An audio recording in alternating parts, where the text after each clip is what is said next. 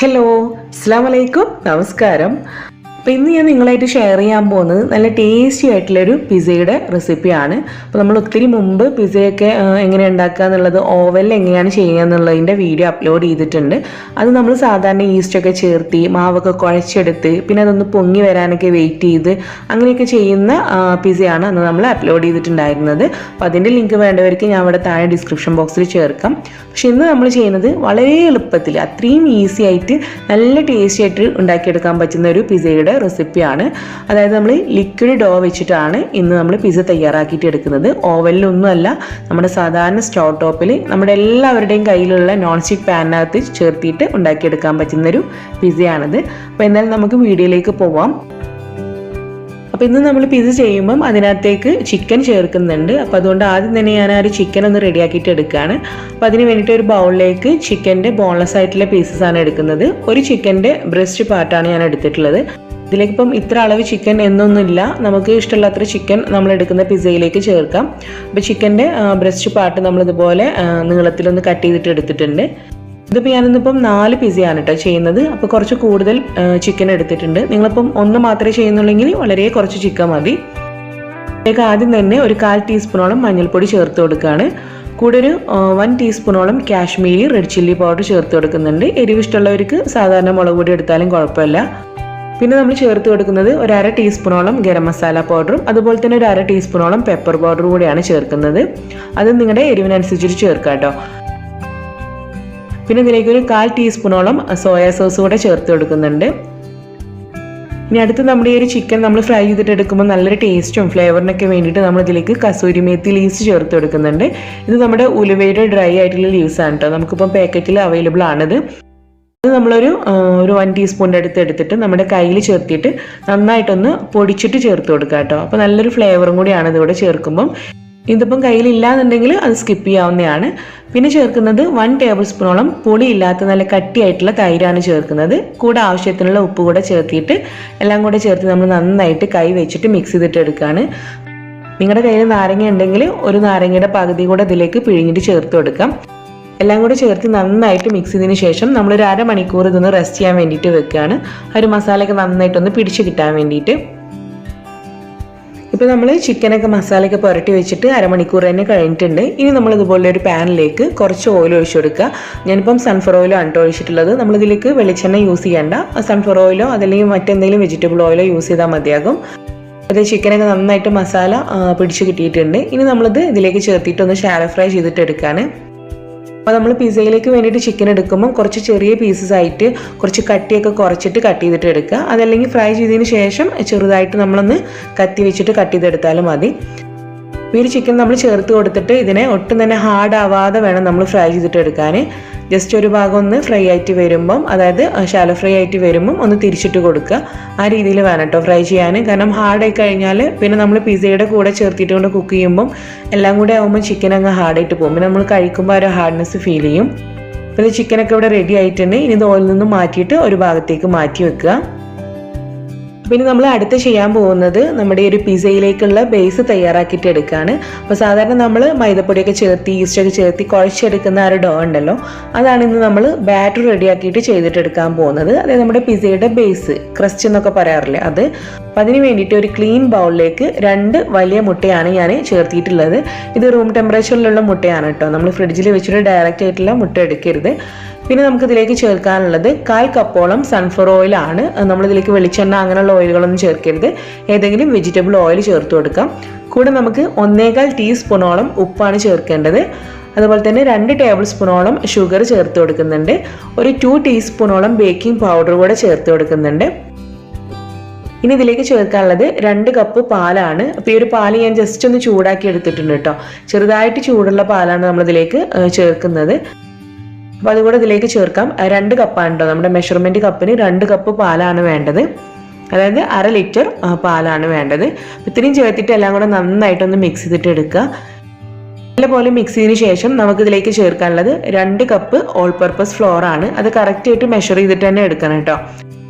നമുക്ക് വേണമെങ്കിൽ ഈ ഒരു 2 കപ്പ് മൈദയുടെ കൂടെ നമ്മുടെ ബേക്കിംഗ് പൗഡർ അതുപോലെ തന്നെ ഉപ്പ് എല്ലാം കൂടെ ഒരുമിച്ച് ചേർത്ത് മിക്സ് ചെയ്തതിന് സാധാരണ നമ്മൾ കേക്കിന്റെ ബാറ്റർ ചെയ്യാറില്ലേ, ആ രീതിയിൽ വേണമെങ്കിലും ചേർത്ത് കൊടുക്കാം കേട്ടോ. ഇതിപ്പോൾ ഞാൻ എല്ലാം കൂടെ സെപ്പറേറ്റ് ആയിട്ട് ചേർക്കുന്നതേ ഉള്ളൂ. 2 കപ്പ് ഓൾ പർപ്പസ് ഫ്ലോർ കൂടെ ഇതിലേക്ക് ചേർത്തിട്ട് നമ്മൾ വീണ്ടും എല്ലാം കൂടെ ചേർത്ത് നല്ല പോലെ തന്നെ മിക്സ് ചെയ്തിട്ട് എടുക്കണം. ഇത് നമ്മൾ 2 കപ്പ് ഓൾ പർപ്പസ് ഫ്ലോർ കൂടെ ചേർത്തിട്ട് എല്ലാം കൂടെ നന്നായിട്ട് ഒട്ടും തന്നെ കട്ടയില്ലാതെ മിക്സ് ചെയ്തെടുത്തിട്ടുണ്ട്. ഇന്നിപ്പോൾ നമ്മൾ ചെയ്യുന്നത് 4 പിസയിലേക്കുള്ള ബാറ്ററാണ് കേട്ടോ ചെയ്യുന്നത്. അപ്പോൾ നിങ്ങളിപ്പം ഒരു പിസ മാത്രമാണ് ചെയ്യുന്നത് എങ്കിൽ അതിലേക്ക് എത്ര ക്വാണ്ടിറ്റി എടുക്കണം എന്നുള്ളത് ഞാൻ ഈ ഒരു വീഡിയോയുടെ എൻഡിൽ പറയുന്നുണ്ട്. ഇനി നമ്മളിപ്പം ഡയറക്റ്റ് പിസയുടെ ബേസ് തയ്യാറാക്കാൻ വേണ്ടിയിട്ട് പോവാണ്. നമ്മളങ്ങനെ വെയിറ്റ് ചെയ്യേണ്ട കാര്യമൊന്നുമില്ല. നമ്മൾ സാധാരണ ചെയ്യുന്ന പോലെ അതങ്ങനെ റെസ്റ്റ് ചെയ്യാൻ വേണ്ടിയിട്ട് വെക്കേണ്ട ആവശ്യമൊന്നുമില്ല. അപ്പോൾ ഞാനിപ്പം പാൻ എടുത്ത് സ്റ്റൗവിൽ വെച്ച് ചെറുതായി ചൂടാക്കി എടുത്തിട്ടുണ്ട്. ഇതിലേക്ക് ഇപ്പോൾ ഞാനിപ്പം ഒലീവ് ഓയിലാണ് ഈ ഒരു പാനിൽ ബ്രഷ് ചെയ്ത് കൊടുക്കുന്നത്. നിങ്ങൾക്ക് വേണമെങ്കിൽ ഒലീവ് ഓയിൽ കയ്യിലില്ല എങ്കിൽ നമ്മുടെ സൺഫ്ലവർ ഓയിലോ അതല്ലെങ്കിൽ ഏതെങ്കിലും വെജിറ്റബിൾ ഓയിലോ ബ്രഷ് ചെയ്തിട്ട് കൊടുക്കാം. 2-3 ഡ്രോപ്പ് ഒഴിച്ചു കൊടുത്തിട്ട് ഈ ഒരു പാനിൻ്റെ എല്ലാ ഭാഗത്തും ഒന്ന് ബ്രഷ് ചെയ്തിട്ട് കൊടുക്കാണ്. ഈ ഒരു പാന് 24 സെൻറ്റിമീറ്റർ വരുന്ന പാനാണ് കേട്ടോ. അപ്പോൾ നമുക്ക് ഇതിനകത്ത് 4 പീസ് ചെയ്തിട്ട് എടുക്കാനുള്ള ബാറ്ററാണ് ഇന്നിപ്പോൾ ഞാൻ ചെയ്തിട്ടുള്ളത്. അപ്പോൾ ആ ഒരു ബാറ്ററിന് ഞാൻ 4 പാർട്ടായിട്ട് ഡിവൈഡ് ചെയ്തിട്ടുണ്ട്. എല്ലാ നമ്മുടെ പിസയുടെ ഒരു ബേസ് ഉണ്ടല്ലോ അതെല്ലാം ഒരേ തിക്നെസ്സിൽ കിട്ടാൻ വേണ്ടിയിട്ട് അതിനെ കറക്റ്റായിട്ട് ഈക്വലായിട്ട് തന്നെ ഡിവൈഡ് ചെയ്തിട്ടുണ്ട് 4 പാർട്ടായിട്ട്. അപ്പോൾ ഫസ്റ്റ് പിസയാണ് നമ്മളിപ്പം ചെയ്തിട്ട് എടുക്കുന്നത്. അപ്പോൾ ഈ ഒരു പാൻ അത്യാവശ്യം ചെറുതായിട്ടൊന്ന് ചൂടാക്കി എടുത്തിട്ട് നമ്മുടെ ഒരു ബാറ്റർ ഇതിലേക്ക് ഒഴിച്ചു കൊടുക്കുക. ഇനി നമ്മൾ ഏറ്റവും ലോ ഫ്ലെയിമിലാണ് കേട്ടോ അത് അടച്ചു വെച്ചിട്ട് കുക്ക് ചെയ്യുന്നത്.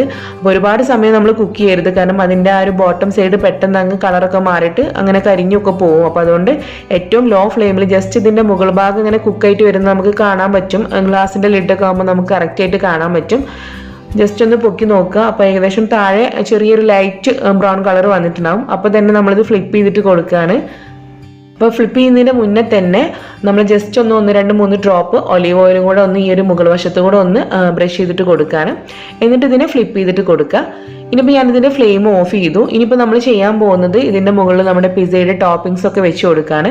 ആ ഒരു സമയം നമ്മൾ ഫ്ലെയിം ഓഫ് ചെയ്യുന്നതാണ് എന്തുകൊണ്ട് നല്ലത്. അതല്ലെങ്കിൽ നമ്മൾ ഇങ്ങനെ സാവകാശമൊക്കെ വെക്കുമ്പോഴത്തേക്ക് ആ ഒരു ഭാഗം കൂടെ ഓവറായിട്ട് കുക്കായിട്ടൊക്കെ പോകും. അപ്പോൾ അതുകൊണ്ട് ഫ്ലെയിം ഓഫ് ചെയ്തിട്ട് വേണം നമ്മളിതിൽ ബാക്കിയുള്ള കാര്യങ്ങളൊക്കെ ചെയ്യാൻ വേണ്ടിയിട്ട്. അപ്പോൾ ഇനി നമ്മൾ ആദ്യം തന്നെ ചെയ്യുന്നത് ഇതിൻ്റെ മുകളിൽ പിസയുടെ സോസ് ഒന്ന് സ്പ്രെഡ് ചെയ്തിട്ട് കൊടുക്കുകയാണ്. ഇത് നമ്മൾ ഹോം മെയ്ഡ് ആയിട്ടുള്ള പിസയുടെ സോസാണ്. നല്ല ടേസ്റ്റി ആയിട്ടുള്ള സോസാണ് കേട്ടോ. അപ്പോൾ നമ്മളിതിൻ്റെ വീഡിയോ ഒത്തിരി മുമ്പേ അപ്ലോഡ് ചെയ്തിട്ടുണ്ട്.